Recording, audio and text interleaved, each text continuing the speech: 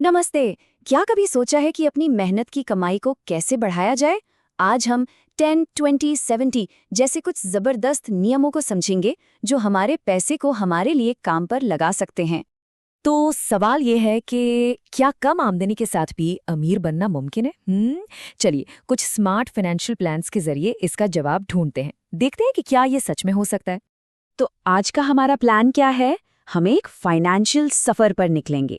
एक बुनियादी बजट से शुरू करके हम एक ऐसी स्ट्रैटेजी तक पहुंचेंगे जो संपत्ति को कई गुना बढ़ा सकती है।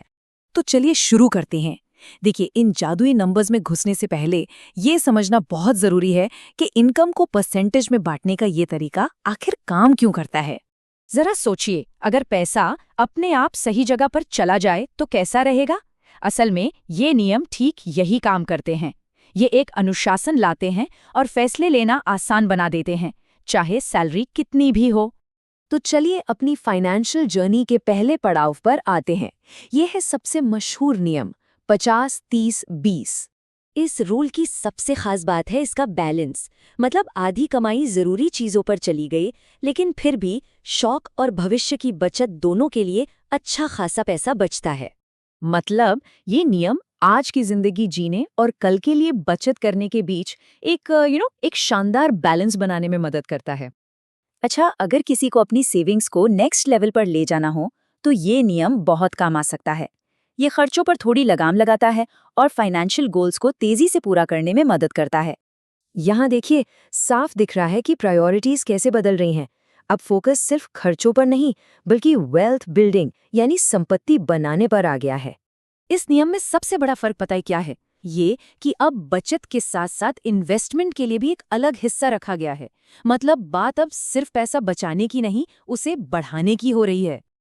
और अब हम उस नियम पर आते हैं जो सच में गेम चेंजर साबित हो सकता है। ये सिर्फ सेविंग के बारे में नहीं है, ये तेजी से दौलत बनाने का एक जबरदस्त तरीका है। ये तो पारंपरिक बजट की दुनिया को एकदम उल्टा ही कर देता है।